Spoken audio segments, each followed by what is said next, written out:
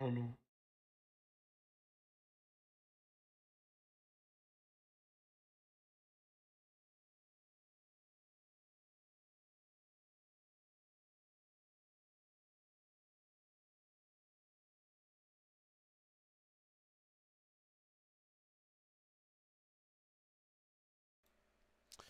All right, let's get this started. Hey, what's going on, you guys? Welcome to Real Talk Podcast, the place where we talk about everything and anything. So today, you guys, I have a guest.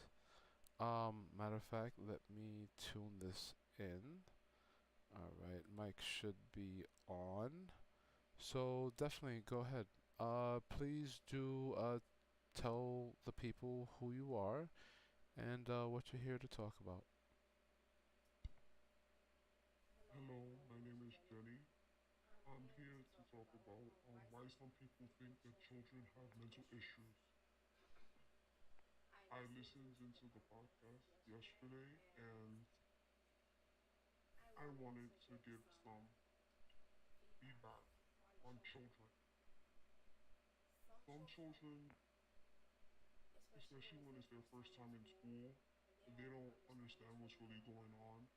So let's say if a teacher would say, "Oh, there's something not right with that child," we have to go through a process.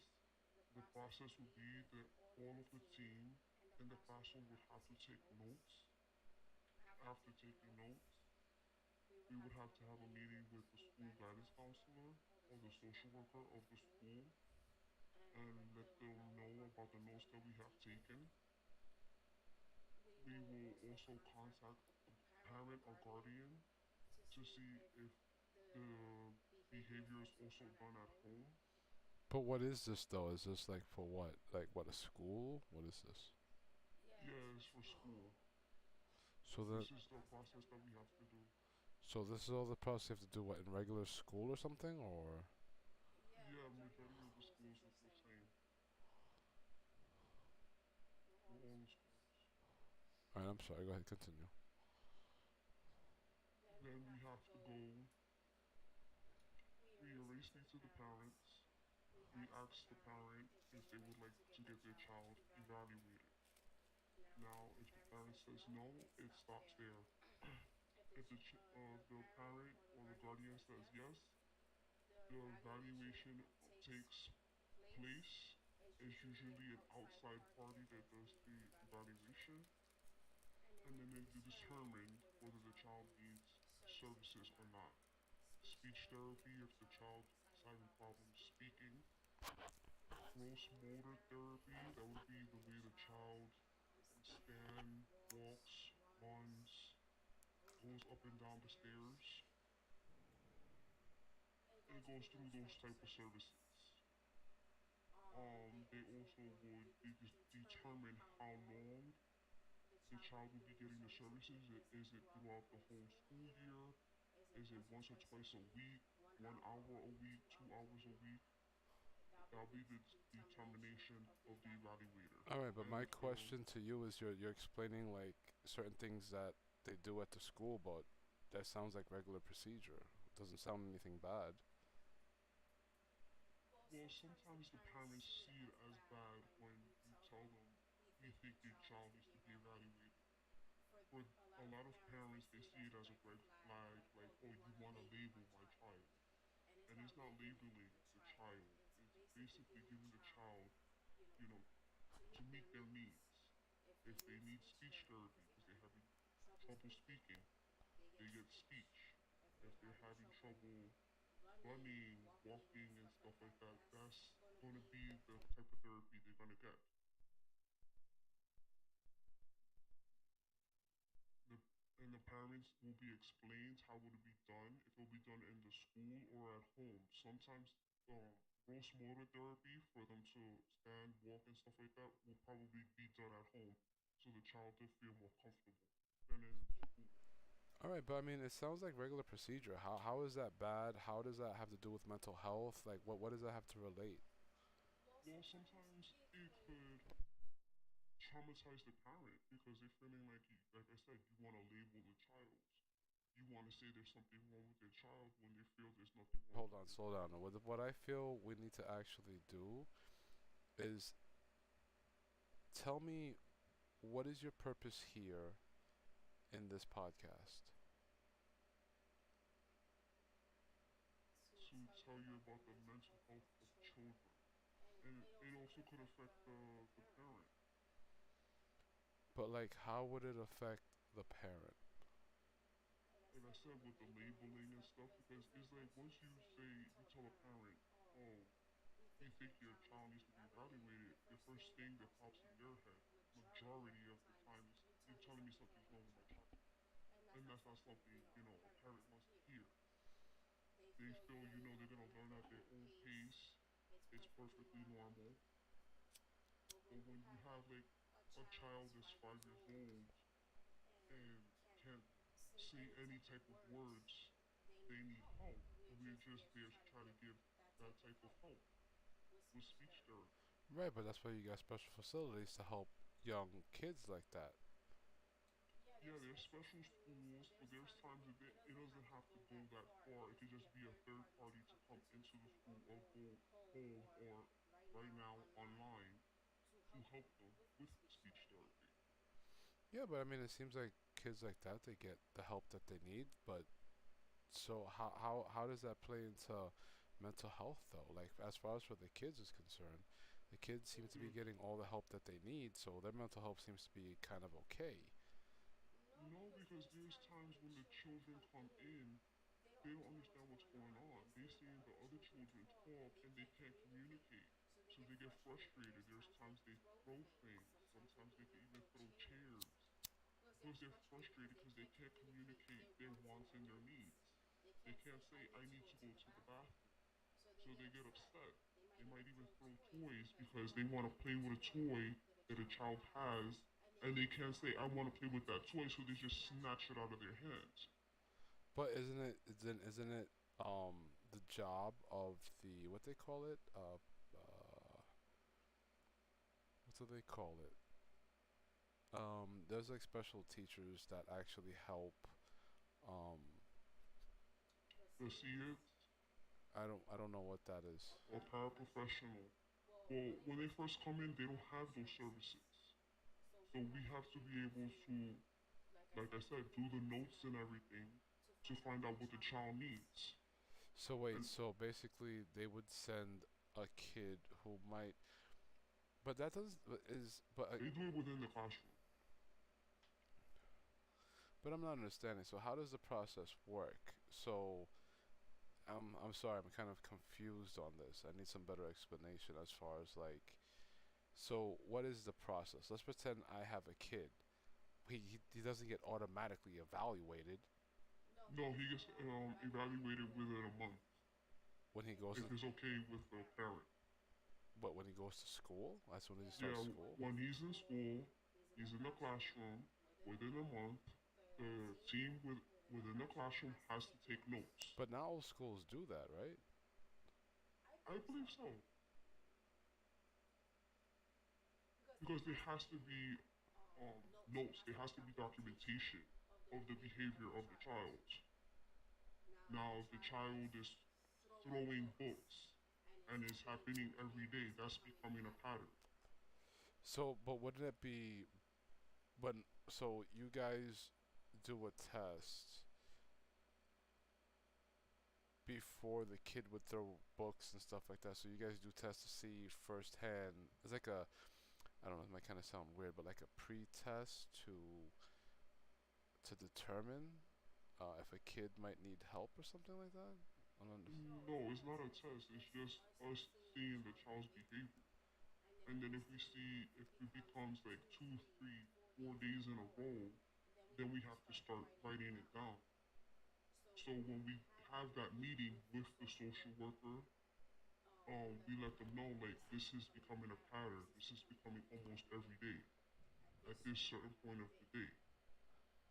So that's when we'll also have the meeting with the parent after that. So with kids like that, would they have to always be in a special facility like that? No, they don't always have to be in a special facility. That's when the person, when they get evaluated, the person determines what kind of services they need. Like I said, if it's like speech therapy or gross motor therapy, they will determine, they will say what they need. We're not allowed to say anything because we're not the ones that are evaluating the child. But okay, but here's my thing. So, I mean, okay, so I guess a kid goes through the process of all that, but how does that fit into the mental health of the child? Like I said, they get frustrated because they're not getting the help that they need. They get frustrated. But again, that makes no sense because if If you they guys start are getting, there to help them, yeah, but if a child can't express the fact that he wants to play with that toy, and he snatches it, and the other child snatches it back, and he's throwing himself on the floor crying because he can't express himself that he wants to play with that toy. He can't express himself that the other child snatched the toy back from him. He can't express himself. So it becomes frustrating. They start, like I said, throwing things. They could throw themselves on the floor, start crying. but I mean, don't kids like that get medicated? Some kids, yes, but some kids, no, because sometimes all they need is to get speech therapy so they can express themselves, so they don't have to get frustrated. They're able to find their voice and talk, or at least try to learn how to point at first, so it's not so frustrating for them. They go through a lot because they can't speak, because they can't tell you what they need. Like if they need to go to the bathroom, there are children that they pee on themselves and they cry because they couldn't say, I need to go to the bathroom. But once they start learning how to talk, you see that their mentality changes. Their mental, it changes. Because now they become more calmer because they're able to talk and people are able to understand what they need. But I mean, I mean, is there anything wrong with the system? I mean, a lot of the times, sometimes it'll take longer than a month to get evaluated, especially like with COVID and everything. A lot of things were behind.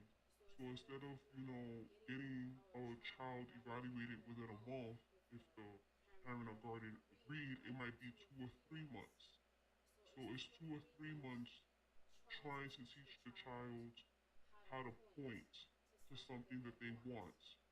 And then it's like the teacher in the classroom will probably have to go beyond that and probably make a chart, like, show like a person and a toilet. Okay, but again, it With, still seems like, like the kid is getting good help.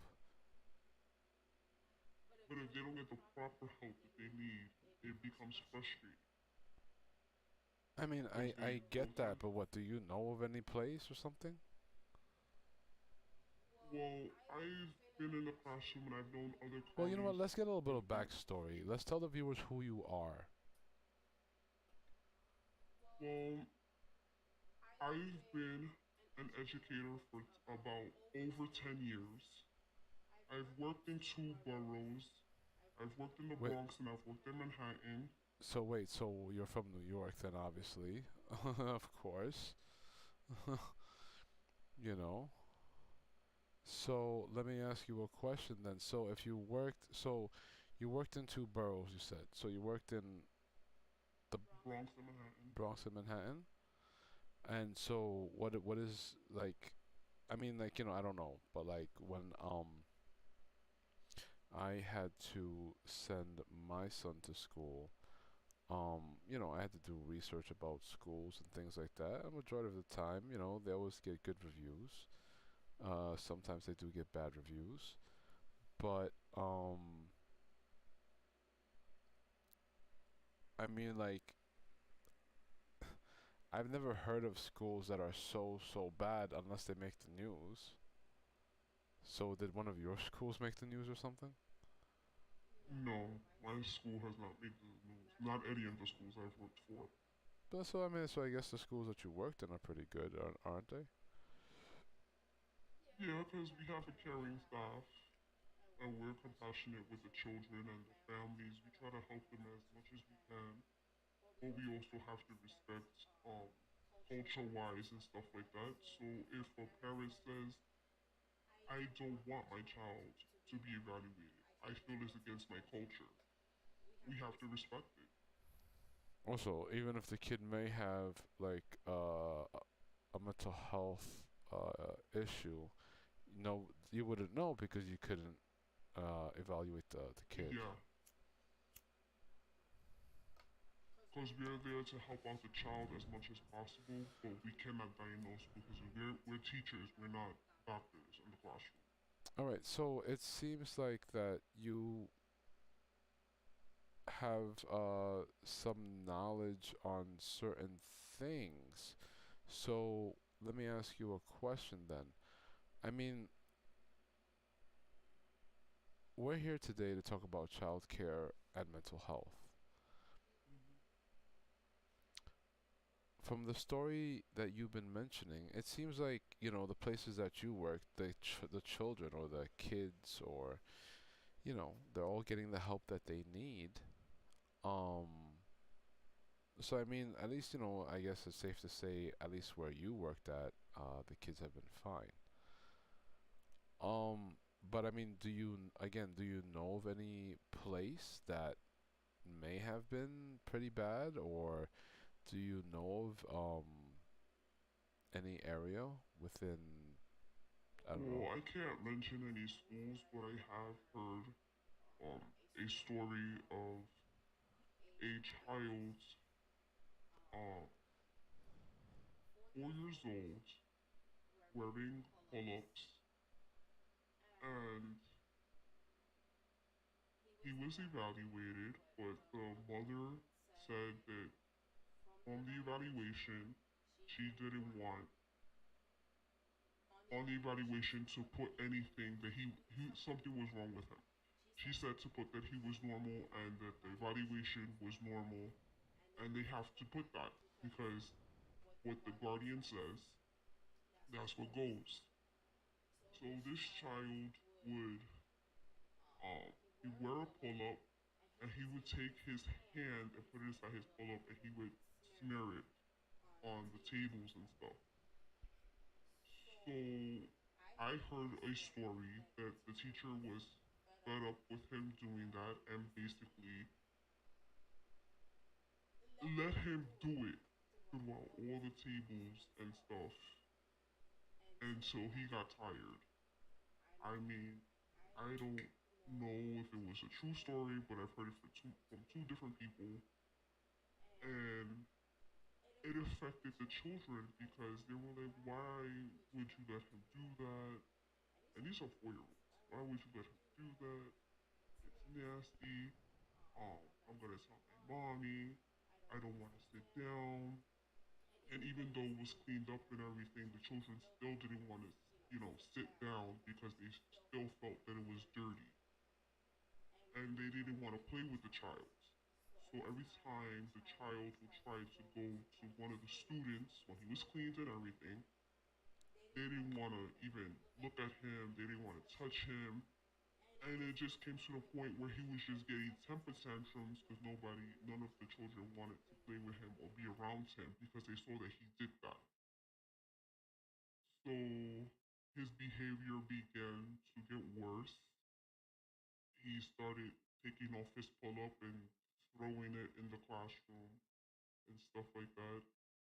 I honestly don't know what became of the outcome because that's as much as the story as they told me. I don't know what happened to the child. I don't know what they told the mom about him doing stuff like that in the classroom. But it became to the point, like I said, none of the children wanted to play with him. So now he's catching tantrums because nobody's willing to, play with him or sit next to him. Nobody wanted to sit next to him for lunch or for breakfast or snack because he did these things. But he didn't understand why they didn't want to play with him because he was also nonverbal. He didn't know how to talk. And the mom didn't want him to get speech therapy. So yeah, for me, letting a child actually do that is like telling them it's okay, which is I think it's wrong. They even if he doesn't know how to speak, they should have sat him down and let him understand that what he did was wrong, and he shouldn't be doing that type of stuff in the classroom, especially.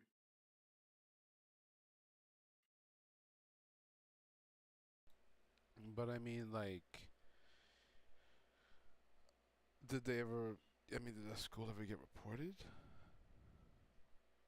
I don't think they did because, like I said, I heard it from like two other people, but I don't know how far the story went because that's all they told me.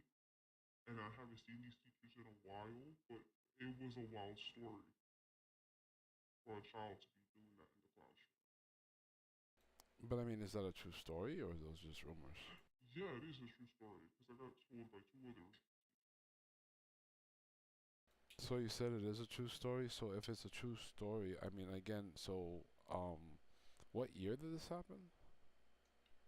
I believe it happened about 3 years ago. I believe. So that's interesting. Do you know what borough it was from?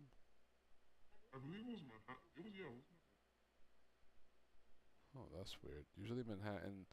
So you guys usually in Manhattan. Um, all right. I kind of hate to say this, but this is one of like the dark little secrets of New York. Um, so you have five boroughs: Bronx, Brooklyn. Has anybody ever watched what is it? The Warriors. Anyway, so Bronx, Brooklyn, Queens, Manhattan, and Staten Island. Those are the five boroughs of New York City. Five parts, if you will, of New York City. Out of the five boroughs, Manhattan is the area that gets taken care of the best.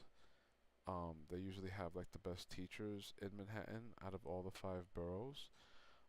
Sad to say, but Manhattan is the rich part of New York, of the five boroughs. In the Bronx, um, I mean, in the Bronx, Brooklyn, you would hear a lot of stories of like kids who do have mental health issues. They get abused. They get locked in a fucking locker closet, like on some crazy shit. So a lot of schools have shut down for that. But there's a lot of reasons why parents don't trust schools. But let me be clear though, it's not really just like it's not schools. Like it's more like daycares, for example. A lot of daycares, the ones that be in those houses. Yeah, I don't really trust any of those because most of the stories that happen are within those facilities. Like if it was like a facility, like a building, a daycare, where you had like a director, staff, porter, what I'm talking about, that type of daycare. Here in the Bronx, it's maybe like I don't know, 6.5 out of 10 safe, maybe 7.5 safe. Brooklyn is alright ish, but um I've heard stories about Brooklyn. Queens is better than the Bronx and Brooklyn area. Manhattan is the best. Staten Island, I don't really know much about Staten Island, unfortunately. Uh, I I have family out there, but I don't really go visit them. Um, that's a whole different story. That's like probably a family podcast. Because sometimes family, they're supposed to be thicker than water, but it's not really the case. Sometimes you find friends who are more family than actually family. But anyway, that's a different podcast. Well, different title, anyway. But now, let me ask you a question, and maybe you can answer it. Maybe you can't. You're talking about like how these kids, that have mental health issues, they're getting help and things like that. Sometimes there are incidences where they might need speech therapy and where some of kids might need medication, some kids don't, and things like that. But how does one determine if a kid needs medication or not? That is up to the person that evaluates them and also the pediatrician. And if the parent agrees for the child to take the medication, because it could be recommended by the pediatrician and recommended by the evaluator, but if the parent or the guardian says no, then no medication is taken.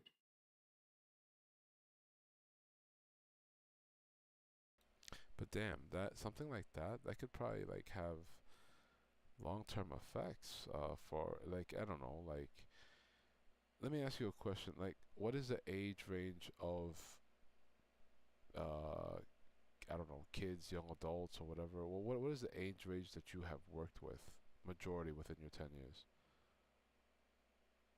I've worked from 4 to 7. 4 to Age. 7. Yep. Damn. Have you ever had, kids in your class at 4 years old taking medication like that? I had seen a child that was very hyperactive. The parent, the evaluator, and the pediatrician all agreed that he needed medication. And when he did take medication, all he wanted to do was sleep all day. He had no energy to play. He had no interest in doing anything else. He just wanted to sleep. But then how does somebody like that I mean learn in a school then if they're mainly like sleepy, drowsy? That was the problem. And then the teachers had to take notes for 2 weeks and notice that it was a pattern. Have to do the same procedure. Go to the social worker. Let the social worker know about the notes that the child is sleeping all day due to the medication. They have to contact the parent again, and then from there, the parent has to contact the pediatrician, and we have to give copies of the notes that we've taken in the school, and the parent has to agree to lower the dosage. When the parent says to lower the dosage to the pediatrician, it'll be done. Sometimes the children probably have to take a half a pill because sometimes they have these children 4 years old, 5 years old, medicated to calm them down, but sometimes it's just too much for their little bodies, and all they do is sleep, and they can't do anything. They're sleeping day and night. Yeah, no, but that don't really sound helpful though. How is that even helpful? That it's when they first get medicated, it becomes a trial and error thing. They have to see what can the child actually take. So sometimes they say like if it's 2 milligrams and that's how low the pill goes, they'll probably tell the parent, okay, cut the pill in half and just try to give him half of the pill. And maybe he'll have some more energy. And um, the parent has to contact the school. The school administration will contact the teachers, and then the teachers will know, okay, the doses have been lowered, but we still have to monitor with notes to let the social worker or the guidance counselor know of the school. And we also have to keep in contact with the parent how the medication is affecting the child.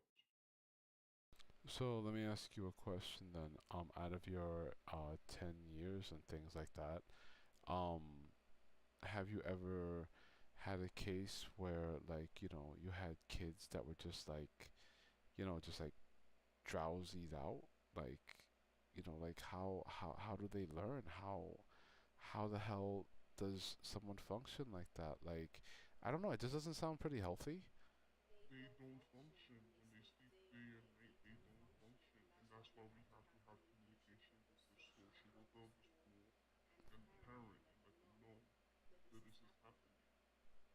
And we let them know. We take them back to the doctor, lower the dosage, or change the medication because it's not doing the child any good. Jesus Christ.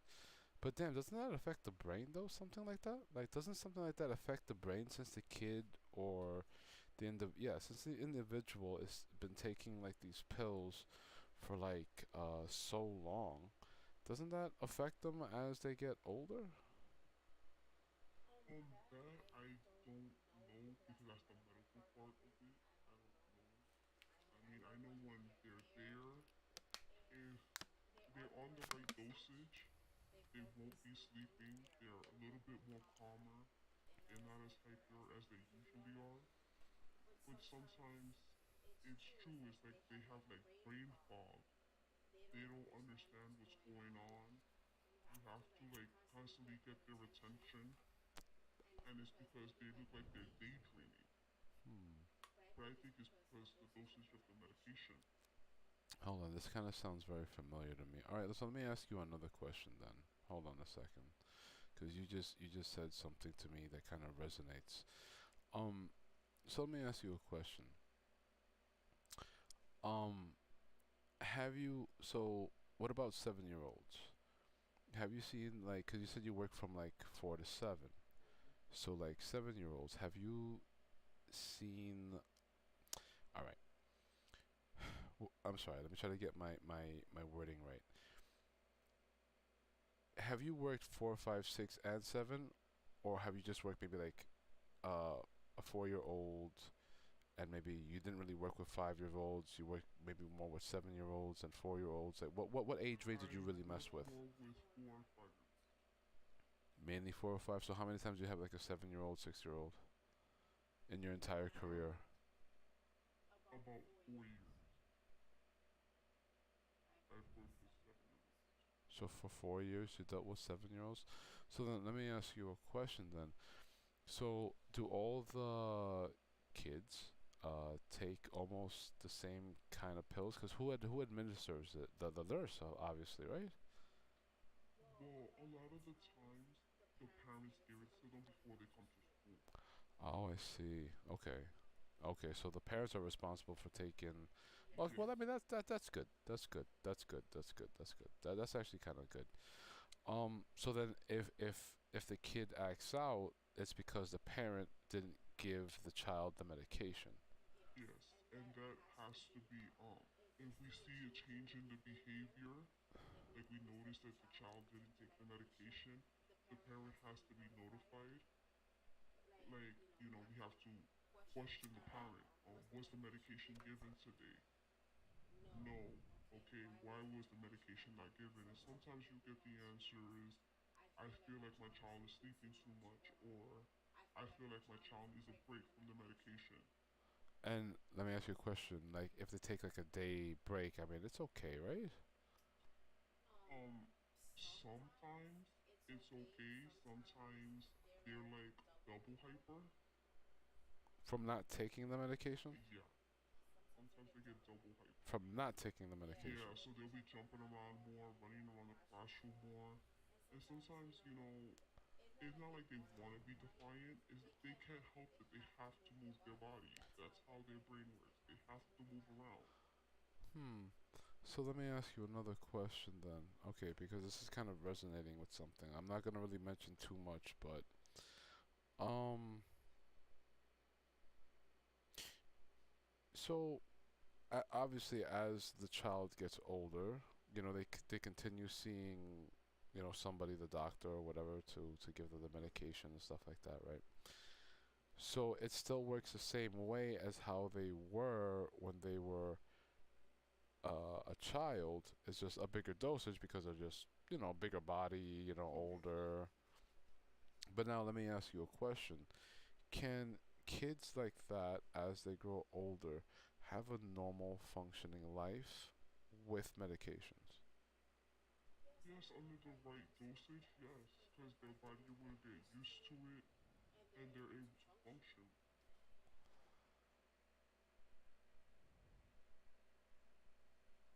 Oh, interesting. Because, all right, so let me ask you a question then. So, have you ever seen, I guess, a kid that was good one day, and then let's say if the parents didn't give the kid the medication for like 3, 4 days, they would probably act out, right? Yeah. But then, okay, let me ask you a question then. Here's another one. So in reality, in that part, it's more like the parents' fault in that one, right? But like, what is your take on that one? It is the parents' fault because if they know their child needs to take the medication for them to function and they're just not giving it to them 3 or 4 days, you know, they know their child is not going to be, learning in school, not going to be able to, sit for a little while, participate, you know, Or just even function in life? yeah. But so like, can like let's say mixed martial arts, video gaming? I mean, for me, I feel they can help. Um, especially gaming. Like gaming, that for me, it helped me out a lot with my mental health Hmm. because so let me tell you a little story. Um, I was working, and I got hurt at my job. Um, pretty much barely missed my head, hit my shoulder. I got hurt. I wouldn't say like my bone. Thank God, like my bone didn't crack or I didn't have a fracture on my collarbone, but it hit more of the muscle part on the shoulder, and that did something. So when I got hurt, winter time, I would just get this sharp pain. I can't lay on my left side, and I like laying on my left side to go to sleep. You know, um, so at the beginning, the pain was pretty much unbearable, and I started questioning life, kind of like, damn, what the hell, man? All I ever try to do in life is try to be a positive individual. What is the purpose of this happening to me? So I was pretty much in a bad place. You know what I mean? But gaming kind of helped me out, and let me explain.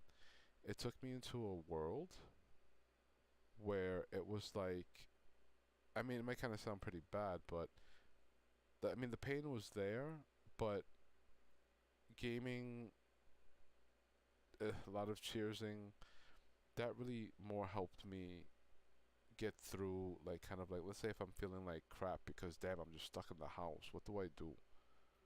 You know what I mean? I can't really do anything. I'm hurt. What the hell am I gonna do? I gotta try to heal fast. What am I gonna do? So when I push that power button and get into a game, I just get taken into this reality. Like this fictional reality of where I could be either like a guy slaying a titans, or a guy shooting zombies, or I could just be Batman, as silly as that sounds. But stuff like that, they help. You know what I mean? But then you got people out there in the world who don't like people, who don't like to see people happy. Some people call them trolls, some people call them bots. I'll just keep it pretty real and old school. They're just pretty much assholes. They got no friends in real life, and they just want to just do stuff just because nobody wants to fuck with them. So they're in such a bad um, state where it's like, damn, nobody wants to be my friend, knowing why. You know what I mean? Knowing fair well why, but acting like a victim. You know what I mean? Just to bring people down to their level. So, you got people like that too, which breaks the what a gamer's supposed to play. That's why a lot of people, they don't want to play online because they hear stories. You know what I mean? Because like if you, let's say if you don't play online, you play on a solo game, you're not gonna know how toxic people are behind a fucking mic. They act all pretty tough, but then they're the ones like, mommy, in the fucking basement, 50 years old in the basement, mommy, you know what I mean? But then again, people like that, sometimes they do got mental health issues as well. You know what I mean? Like, trolls have mental health issues. You know what I mean? Um, Trolls, haters, people who are just, I don't know, all about bringing destruction and stuff like that. Yeah, people like that, they definitely have mental health issues, because if they didn't, they would be pretty much normal and try to live a peaceful life. But instead, they try to just destroy people's vibes, I guess. So kids like that, do you think they need to be medicated, or people like that, do you think they need to be medicated? I mean, you talked about a 50-year-old that they have to go to the doctor themselves. But what if they're not capable of doing that? How can someone who's like 50, 60 years old that has a mental health issue get taken care of if they don't even know when to take their pills, or just because they don't feel like it today and they got to be the one responsible? Well, maybe at that point, if someone calls and say, well, this person has a mental health issue, I believe the ambulance should pick them up, and then I believe they'll get evaluated in the hospital, and then they determine what happens to them then. Do they go into an institute? Do they get a home health aide? Institute kind of sucks. Everybody knows an institute ain't the place for anybody to be. Well, it's on a case to case basis. Nothing's gonna be concrete. See, that's kind of hard too, though, because if you really think about it, that's kind of hard because see, when they're kids, they got the parents keeping track of their medications. But when they get older, I mean, if the parents are alive, if they're because it's got to be hard too on the parents as well. Let's be clear, it's not easy for the parents as well dealing with that for years. They tired. Everybody gets tired once in a while. That's You true. know, they may be patient for 10 years, but they may be that 1 or 2 days where they break, and they just don't care. But they cared for those 10 years. But 1 or 2 days, they just needed a break. Parents are like that. Friends are like that. People in general are just like that because they don't want to be in a situation where they snap. Now they can't take care of somebody like their son or their sister or their daughter or their father, you know, things like that. So of course it's not easy, and in my personal opinion, it's pretty heartbreaking to see things like that. You know what I mean? Like, Well, like you were saying with video gaming, right? Some people, as they get older, they find different ways, that they don't have to take medication. Like you said, martial arts, video gaming. There could probably be something they could do during their adulthood oh, like they get into a hobby that they really like and then they stick to it, and it which will helps help them them. with their mental health. Oh, so okay, so I get it. So let's say like sometimes what people do, but still though, do are they medicated though, or are they not? Sometimes I've heard of stories that children have been medicated when they were young, Mhm. and then when they get older, they don't need the medication anymore. Oh, what is You, it? I'm not saying snap out of it, but what the hell? I don't understand. Like how does somebody they need it and say then they grow out of it you can grow out to of a something like certain that? extent. A certain extent, you could grow out of it, Like what do you mean you can but grow you out of learn it? how to as you get older, you understand yourself more. You understand if you're in an elevator, you're not going to feel comfortable because you, let's say, the person feels claustrophobic, Right. so they're not going to go on an elevator, so they're not going to feel uncomfortable, so their mental health is not being triggered by the Oh, elevator. so since okay, so it's up to the individual. So if they know their own body, Yes, then they kind of okay. So is there such a thing as where like people are just incapable of looking out for themselves, yes, it's no true. matter how many years they've been doing it? Yes, they won't recognize their own triggers, like I was saying, like the elevator. They know if they get into an elevator. So basically, if somebody knows themselves and they're, let's say they're claustrophobic or they don't like the Yeah, elevator, if they know themselves, they're gonna know not to get in the elevator. while If someone that doesn't know is yeah, going to continue going into the elevator and they're going to be triggered with their mental but health. wait, don't they? This might kind of sound pretty mean, but I'm not trying to be mean. But if it triggers them one time, 2 times, 3 times, I mean, won't they learn not to just get in that elevator, for example? You would be surprised. People would actually still do it, or it could develop to something else. So let me ask you a question because the other day, I was mentioning that there was a dude that had a mental health issue. He had a plastic knife. He got beat up by the person who he was threatening. Then he got slammed to the floor by the cops. Um, Let me ask you a question. In in that situation, right? Let's pretend if somebody has a mental health issue, you don't know them, right? And then they're just there in your face, and then let's say, they just have a knife. They're not touching you, but it's like they're just, they're just doing that. One in the Bronx or in New York, that should just don't fly. You know what I mean? You do that in New York with anything. A plastic knife, a plastic fork, a freaking cardboard knife. You're going to get fucked up and killed. People don't play that shit. They don't give a fuck if you got mental health issues or not. I mean, that's pretty fucked up, in my opinion. But then, for the person, it's kind of like they got to protect themselves, right? Yes. See, that's what I'm saying. Why, let me ask you another question. Why don't you think? So, all right, wait. From when the kids, when they're young, they have mental health issues. The pills that they get are supplied by the doctors, which in turn the government approves, right? Yes. Okay. So in a sense, wouldn't the government be keeping kind of track of these kids until they reach adulthood, or they just don't keep track and they don't give a fuck? They don't really keep track of them. I mean, the pediatrician will have a record that this child is taking, this type of medication, and it's up to the pediatrician to keep in contact with the parent to make sure the child is taking the medication. But like I said, it is up to the parent to give the medication to the child. But then see, here's another question that kind of I usually have this question for myself about anyway. So let's pretend if the person is incapable of taking care of themselves because they don't know themselves. Now, everybody's gonna pass, right? Everybody's gonna go into the next life, right? Everybody. That's one thing that's promised in this life is that you will go to the next.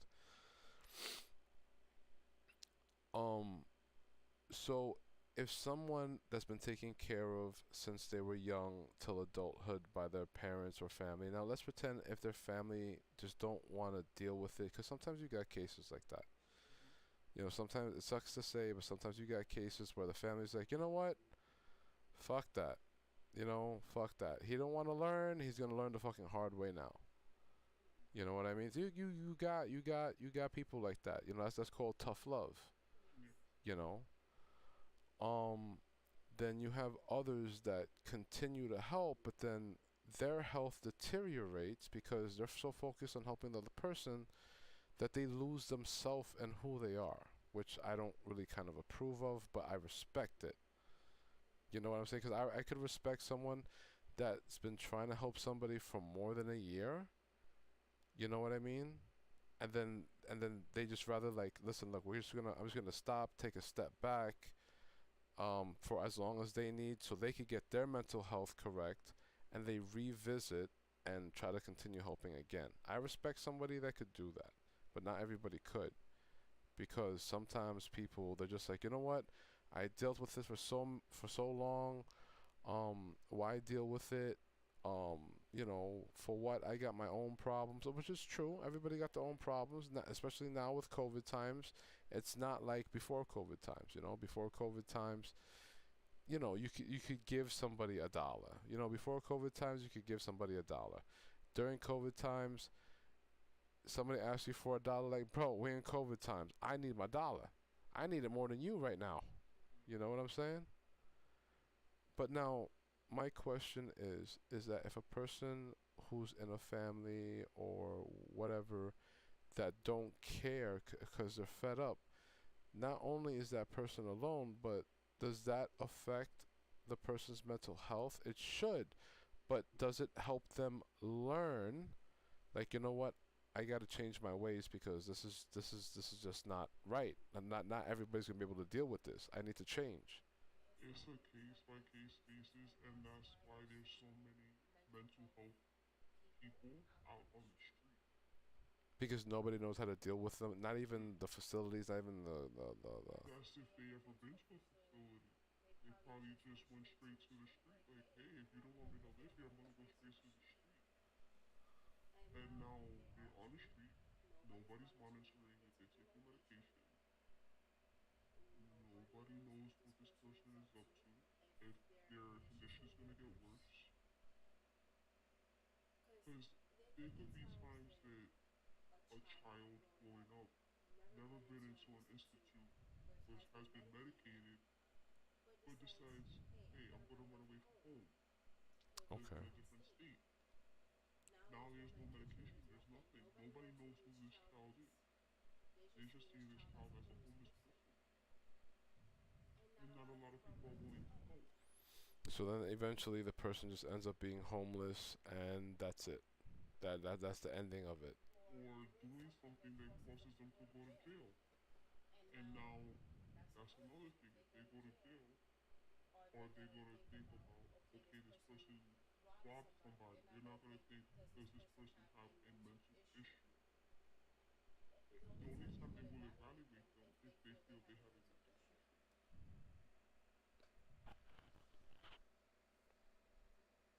I mean, like over here in New York, like they did release a lot of people that went to jail because they did petty crime. So they let them out. But a lot of them, they do have mental health issues or mental health problems, right? Because sometimes they just scream it out on the street. They were screaming in jail, so they scream it out on the street now. Why?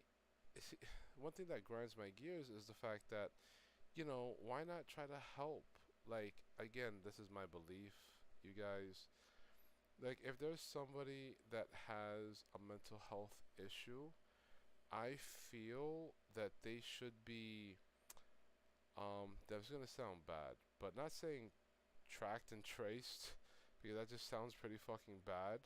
But I feel that they should, like, help them try to cope, try to understand the situation, try to get, like, people that care, because I was discussing that, going to a hospital, you know what I mean? Like, I was an Asian dude, but, they didn't know what the hell I was, Anyway,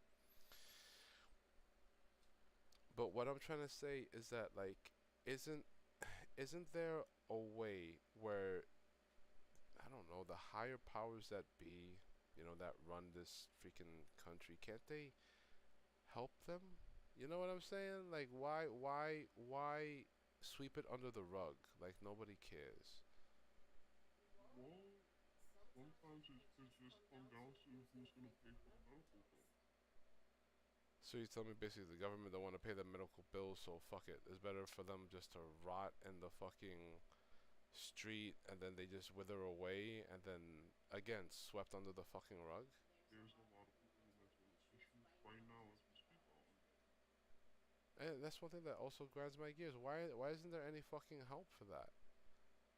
We know so many people always talk about, back in the days, oh, America, the land of the great and stuff like that. But then when you come over here from a different country and you see it, and it's like, damn, there's a lot of freaking, people would say, because they don't know, oh, there's a lot of crazy people in America.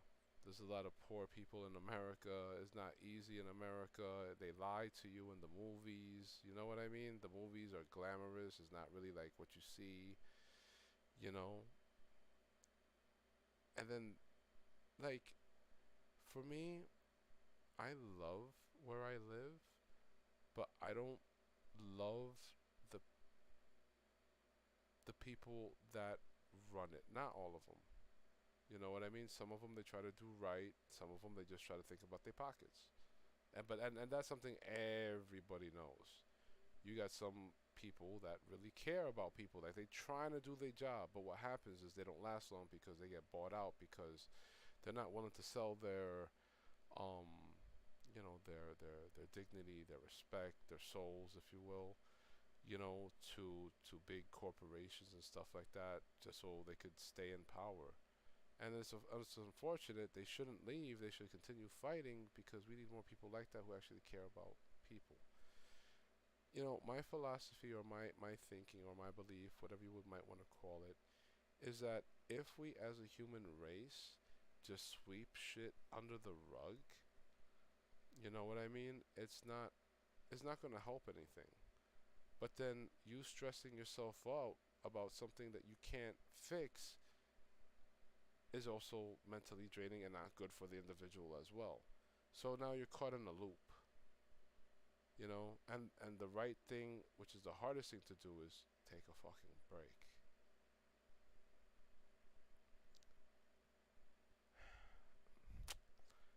It's crazy, man. It's crazy. I hope one day things really do change for the better. You know, because there are people that have mental health issues, but they're such great people. You know what I mean? When they take the medications, they're such great Yeah. people. But then when they don't take it, it's like a whole Dr. Jekyll and Hyde. And then there's a lot of people who are like, you know what? I can't do that no more. I can't. You know, again, I did it for like, 20 years, 30 years, you know what I mean? So yeah, there are some people who just can't take it no more. There are some people who feel they could take it, and then they realize they can't take it. Meaning, like, they figure that they try to help, that they feel that they could help, but then when they realize that they can't help, it hurts them even more. Yeah. You know, like for me, it's heartbreaking. So, so like for me, one thing that I like to do is I like to try to help in real life. This is me in real life. This is not just a gamer. This is just me in real life. If ever there's somebody that I could help, I will 100% try to help that person as much as I can, as I possibly can. You know what I'm saying? I will go out my way and help a person in need. But I'm not a saint. All right? So let's make that perfectly clear. I'm not a saint.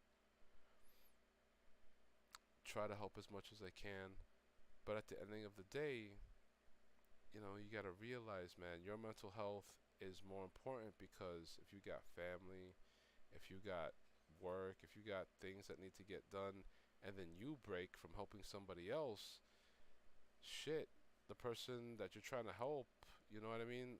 I don't know if that person can help you when you break. You know what I mean? That's a whole different situation. There's a lot of people out in there in the world who went through that situation. A lot, a lot. Like there was a story that I had read. There was um there was a family, a very small family. Um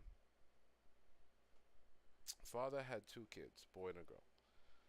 They lived, in a nice secluded little area, pretty small town or whatnot. I forgot what it was. The father, so the two kids, they both had mental health problems. They were like, one was bipolar and one was, what was it? Kind of like, you know, was I don't know if this is mental health. Maybe I don't know if this qualifies. Maybe you can tell me. But like, they're afraid to go outside the house. I don't know if that's mental health. Yeah, it is. It's like a phobia. Yeah, there you go, like a phobia. Like they just didn't want, like, that dude didn't want to leave the porch. He just could not step outside the porch. He just felt scared. He felt like the ground was gonna just eat him if he stepped on the porch. But see, what happened to him was, as a kid, he stepped like on a thing, like a leaf thing. He didn't realize that there was a hole there, and he fell down. That was a traumatic Right, experience. that was a traumatic experience. So that kind of, as he got older, I guess, it didn't really get resolved, or I don't know. Yeah. I don't know if just things like that can even get resolved. But anyway, so check it out. So you had a sister that was bipolar. Well, the daughter was bipolar, and the son was. I don't know what kind of phobia you call that, right? I don't know the name for that phobia. Yeah. Okay. So he had that phobia. So now here's the problem. There was what? So the mom passed. The father's been taking care of these kids. The father's old, probably like 60, 70 years old. 1 day he catches dementia.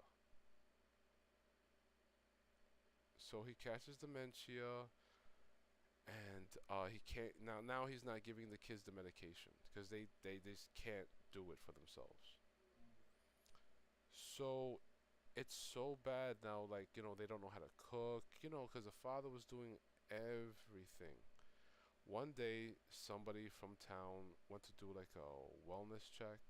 yeah, So when they did a wellness check, they found that the father had been starved to death. All right, he's been starved to death because he had dementia. He couldn't. yeah, Uh, and then the daughter stabbed the brother, and he couldn't leave the house. So you seen that there was like the doors were closed, there were scratch marks, like it was yeah, it was crazy. And then the daughter, she was the only one left alive because they couldn't take their medication. In situations like that, it breaks my heart because it's like, damn, man, the father did everything right as long as he possibly could. Why couldn't something good happen for that family? Why did it have to end in tragedy? Shit like that breaks my heart. You know what I mean? Like, there was no I think it was like outside in help. Kansas or Tennessee or some shit like that. I don't know, something like that. One of those places. It was not in New York, but it was like maybe Tennessee, Kansas, one of those places, something like that. Could have been Mississippi. I don't know, but you get what I'm saying. Yeah, Something like that. So I forgot where it was, but maybe Ohio. I'm sorry. I'm really trying to remember the freaking place. So I'm just trying to throw it out there. So if you guys want to do research, you guys can. But yeah, man, like stuff like that. It breaks my fucking heart. And then the person that did the wellness check, they got traumatized from seeing all that. The cops that came through, they got traumatized from seeing all that. One guy quit. He just couldn't. He he was like, you know what? Look, I can't. I gotta spend time with my family, cause it was like a small town, so they knew the family. yeah, You know what I'm saying? Like they knew this, the father. What happened. It was a tragic time with his wife. You know what I'm saying? But he stood strong, took care of his kids. And his always greatest worry was about his kids. yeah. What's gonna happen when he goes? So he used to talk to people in town and stuff like that. And yeah, at the end, nobody could ever really help him, which breaks my heart because it's like if a guy is good like that, he should have gotten some sort of help somehow, one way or another. I mean, angels come down from heaven or something, help that. I don't fucking know, man. Like stuff like reading stuff like that. When I say it breaks my heart, like I don't get it doesn't fuck with my head like that. But one thing from being in the Bronx, a lot of stuff starts fucking with your head from when you're young. You know what I mean? Like a lot of traumatic stuff actually happens a lot in New York to kids. For me, it was racism. For other people, it could have been in gangs. For other person, it could have been like you guys know about the story of my friend. They kids. And everything is traumatic. Not everybody could pull themselves from like a pit. A pit of fucking a pit of I don't know, man. A pit of darkness, I guess. Not everybody could crawl from that. You know what I'm saying? Like anybody. Like, see, here's the thing though. But like back in the days, though, for me, this is what I feel. Back in the days, you had like a lot of old school people, so they would tell you, "Yo, man, just man the fuck up." I mean, maybe it's not the right thing to say now, but Yeah, back then, they'll be like, "Yo, man the fuck up. Look, this person dead. There's nothing you can do. You the man of the house now. Now you gotta fucking go do good in fucking school. Get out your fucking ass. Stop feeling sorry for yourself. You're the fucking man of the house. You need to take care of your family now. You're not a kid no more." That. But I mean, it's probably not the right thing to say in today's world. But that's the kind of love that people got back in the day, in my era. So I don't know if that helped people like come out of it. You know what I mean? Because back in the day, people weren't real. Like people were sensitive, But people didn't give a fuck back in the day if you were sensitive or not. They would just tell you, speak out the fucking truth. You like it, you like it. You don't, you don't. But it's the truth, and you need to fucking hear it. You know what I mean? It's not about your fucking feelings. This is what you fucking gotta hear. And nowadays, society, people don't even want to discuss it. They just do. They just don't want to discuss it at all. They just like, oh shit, that happened. But you know what? We're gonna fucking talk about something else because my brain just can't process that right now. You know what I'm saying? And then they avoid it, and then it never gets resolved. Like in my generation, if you in my generation, you couldn't feel sorry for yourself because you'd be a little bitch. You couldn't. You had to. You have to do shit for yourself because nobody else was gonna do it for you. Your mommy, daddy die. Oh, too fucking bad. You gotta start doing shit for yourself now. Don't be in no fucking gang, but do shit for yourself now because no one else gonna do it for you. You know. Oh, you broke? Well, fucking go try to grind. Go fucking work in a fucking supermarket. Go pack up bags. You're not getting no fucking handout over here. Go fucking work. You can always work in a fucking, you know, and it was, again, it's probably not the right thing to say in this day and age, but that's how they did it back then.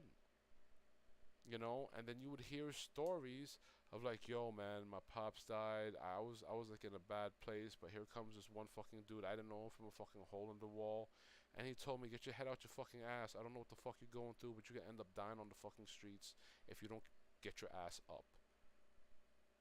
You better get your head out your fucking ass, go to fucking work, do what the fuck you gotta do.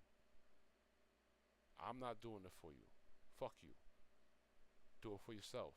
Because everybody here is going to tell you the same shit. Fuck you. Where's your family? They're not here. Why? Because they say fuck you. And then, you know, there was a guy, by the way, who told me this story. So he told me that when he heard the guy say that, it kind of fucked with his head. It fucked with his head that night, and he was really thinking about it. Like, he was really, not saying thinking about suicide, but he was really thinking about what the guy was saying. But you gotta keep in mind, this guy was in a dark fucking place. I think he said he was about like 12 years old, 13 years old.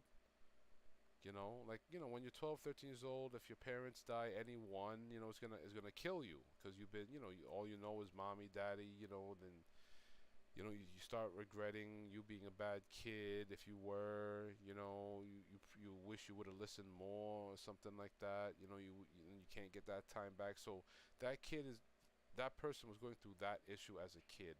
And then he had this person who he had no fucking idea who it was. Because he said he was crying. Yeah. You know, he was crying and shit like that. And then that's when a dude just came out of nowhere and told him that shit. But see, with him, what the guy did, though, he said that he felt that was like an angel. Because, you know, here in the Bronx, you know what I'm saying? You know, in New York, well, mainly I think in the Bronx, doesn't matter what race, you got your own little superstitions. You know what I'm saying? Yeah. You know, but you could do bad in your life, but you always still believe that God puts you on that, like, I've heard people say, yo, God put me on that wrong path so I could start learning the right path. You know what I'm saying? Okay. I've heard shit like that, you know? So basically, when he had said that, so he said it fucked with his head. So he came to the realization, which is true, nobody fucking cares. Either he's gonna die hungry, or he's gonna die with food in his stomach. You know what I'm saying? So he was like, fuck it, I'd rather die with food in my stomach. So he did everything and everything he could to get money. Now, keep in mind, it wasn't the right way on how he got money. Alright? But he got money. And he always would tell the new kids, yo, do good in school, respect your parents. Like, he did, like, his dirt. You know what I'm saying? Like, you know, he roughed up a couple of people, you know what I'm saying? Like, he was like a hard, tough guy, you know, in the old school days. Like, he was like, yo, show that man respect, you know, because here's his story. You know what I'm saying? So you would hear stories about that guy, like, yo, that guy's so well respected. Why? Yo, everybody fears this guy. Everybody respects this guy. Why? Because this is what happened, puppy. You know what I'm saying? This is what happened to him. Why you think he's out here, even though he's doing his thing, he always tells everybody, leave everybody here in this neighborhood fucking hood alone. You touch anybody in this neighborhood, I'm coming for you. You leave this neighborhood alone. This is my home. You know, we do business here, but you disrespect here, you going down. You know what I mean? That's how it used to be. You know, I mean, uh, that's one podcast that I can't wait to do. Stories from the hood, because there's a lot of stories that you would hear about people that you would never know unless I tell. You know what I mean? So that's definitely what I'm looking forward to. But all right, everybody. So look, that's for today's podcast. I hope you guys have learned a little something. Hopefully, you guys have enjoyed it. You guys, I will be. Well, I don't know when I'm gonna do the next podcast. There's still so many things I gotta do. I gotta figure out my stuff. It's so many stuff. It's hard. It's hard to say what I'm gonna do. But anyway, to everybody that was here, that watched, thank you so much. I hope you would enjoy it. Please don't forget to share, like, and do subscribe, you guys. So until then, the next time, you guys, please have a good night. Take care, stay safe, and stay positive. Good night, everybody.